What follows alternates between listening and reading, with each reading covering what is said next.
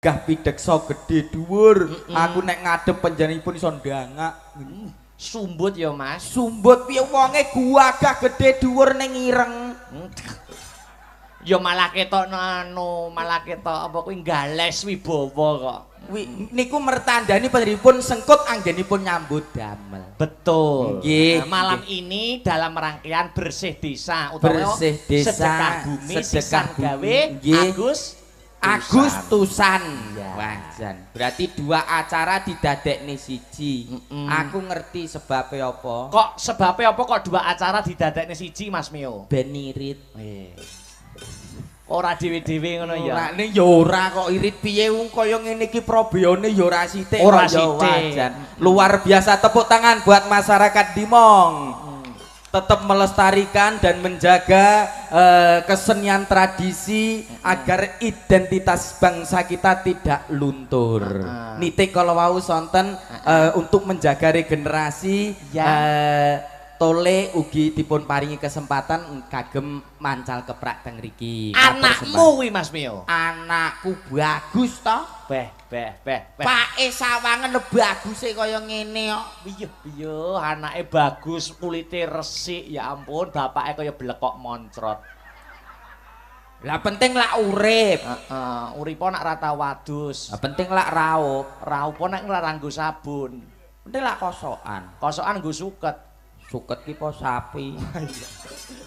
Luar biasa Mas, warga masyarakat. Aku lagi sepisan rene piyuh antusiase Wah, para Jan. ibu-ibu.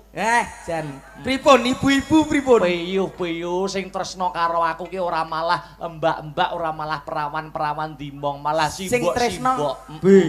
Piyuh simbok bae ambune remason piyuh. Bodho ngejak foto. Padha ngejak foto, ya ampun ibu-ibu ki jan puber kedua aku. Puber kedua lire piye? Lah rodalang kaya memeti ngono.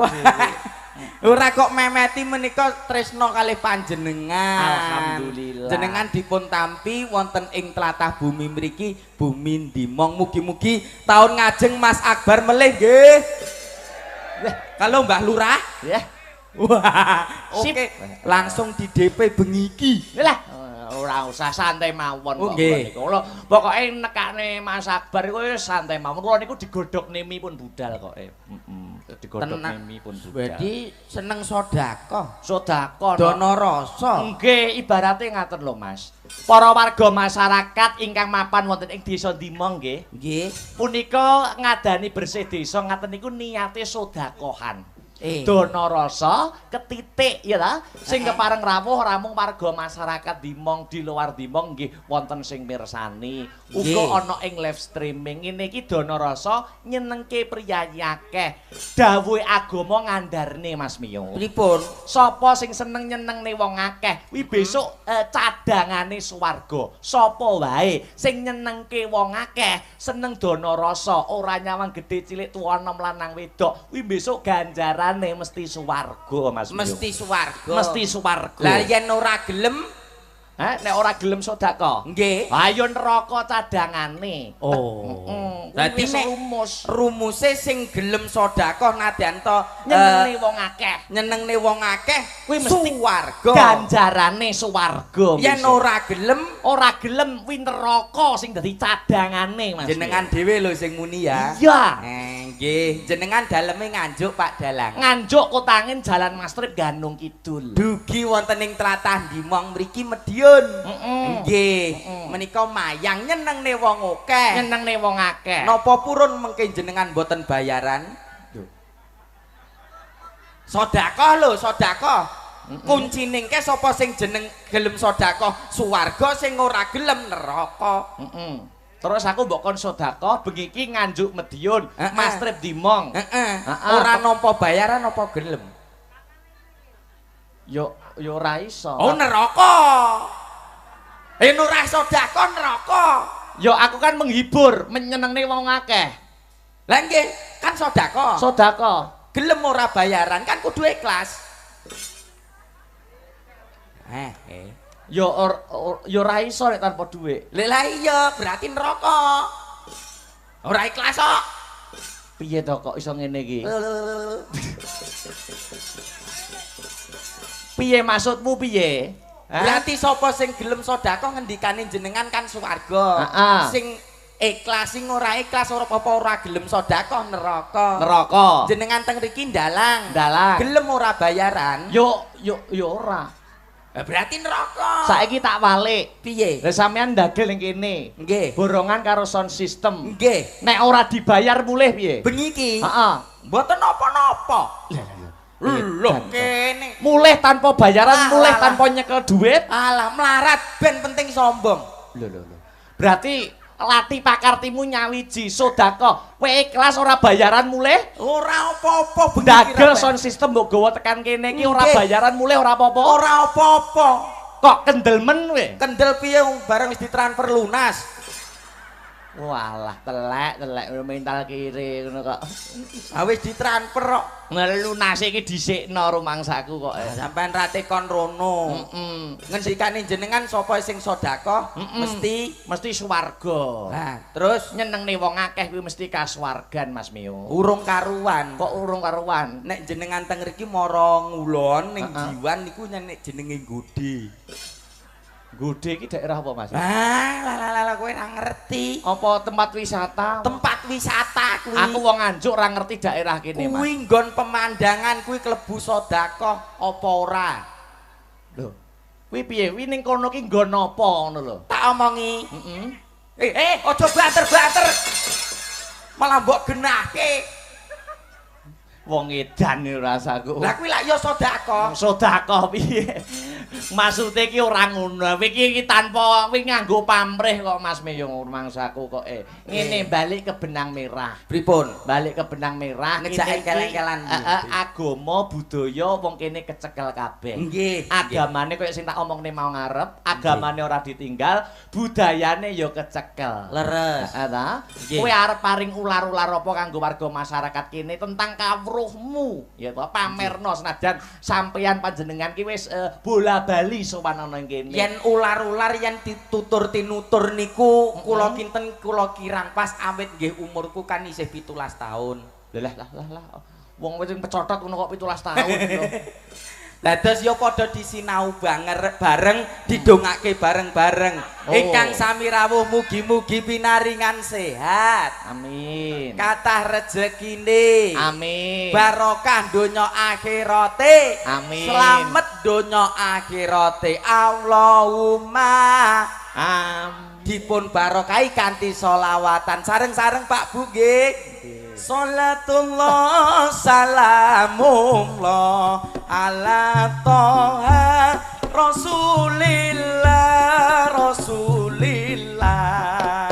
salatullah salamullah ala yasin habibillah salatullah salamullah ala yasin habibillah sedaya tawassalna bi bismillah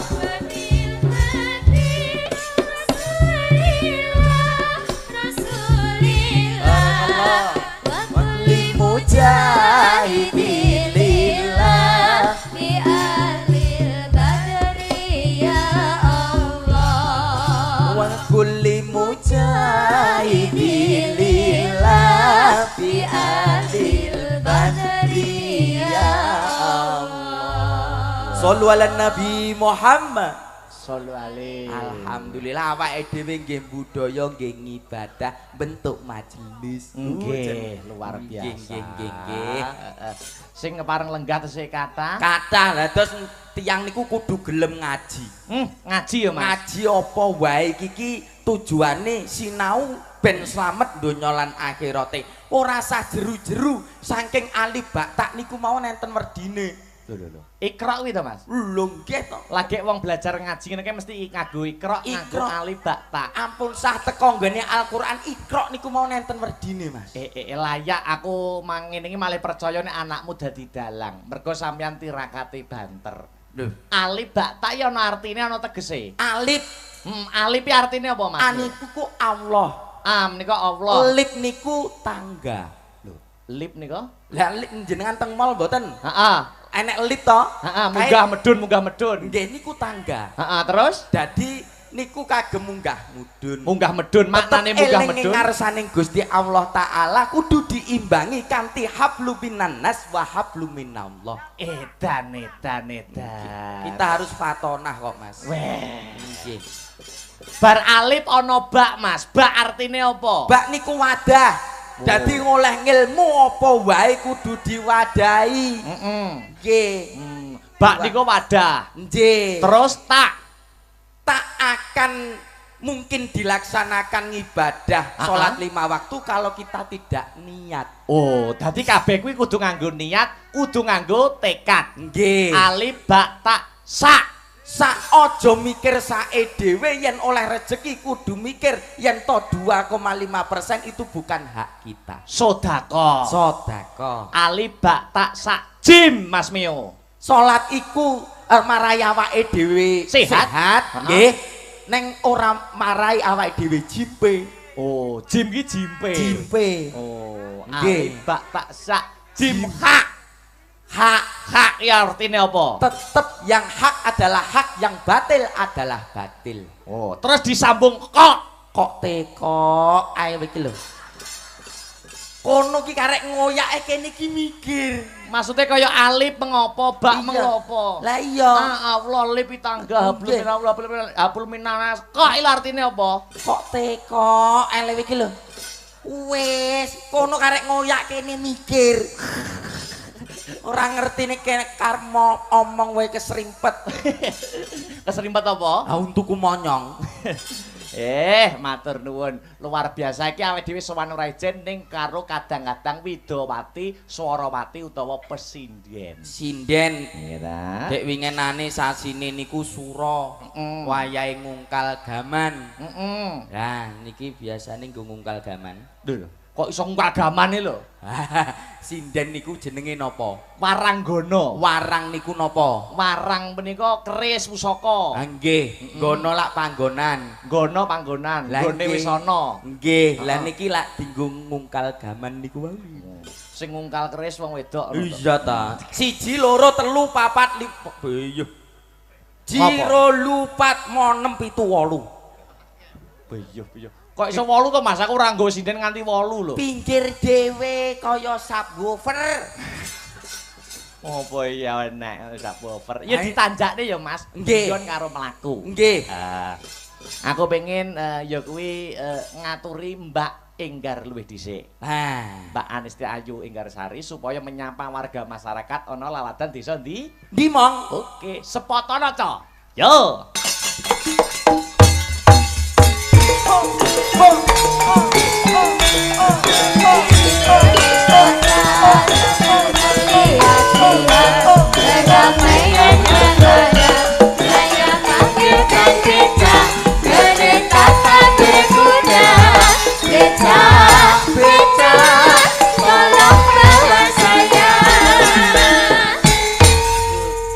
Good night, Nduk. Sugeng dalu, Nduk Enggar.